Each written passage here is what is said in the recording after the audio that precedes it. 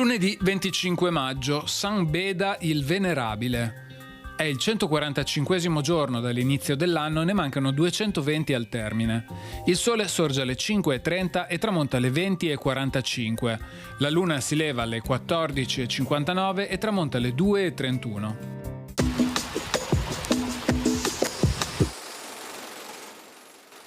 L'esercito veneziano viene sconfitto dalle truppe imperiali nella battaglia di Valeggio sul Mincio, in gran parte per viltà e inettitudine del provveditore generale dell'esercito Zaccaria Sagredo.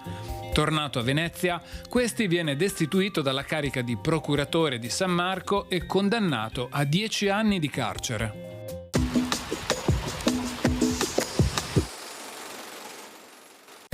Le previsioni per domani. Precipitazioni assenti, cielo sereno o poco nuvoloso, temperature in aumento.